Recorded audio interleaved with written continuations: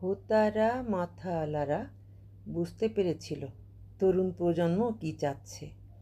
24-এর পরপরই মাজার পোড়ানো, মাজার ভাঙা, নুরা পাগলার লাশ পোড়ানো এগুলো কেন হয়েছিল জানেন?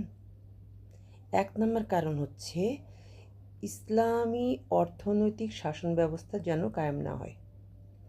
2 নম্বর হচ্ছে ইসলামিক দলগুলো যেন একত্রিত না হতে পারে। 3 নম্বর হচ্ছে শরিয়ত, তরিকত, হাকিকত, মারফত এসবের মধ্যে যেন একটা বিভাজন সৃষ্টি হয়, তারা যেন একত্রিত না হতে পারে।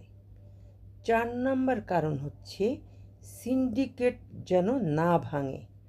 যারা এতদিন ক্ষমতায় থেকে সিন্ডিকেটের সুযোগ সুবিধা ভোগ করেছে তারা ভয় পায় তাদের যদি কম পড়ে যায়, তাই তারা ভয় পায়।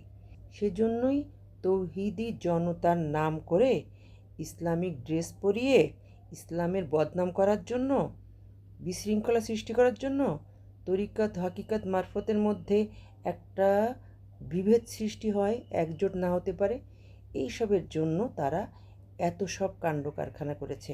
আর এদেরকে টাকা দিয়েছে কে জানেন?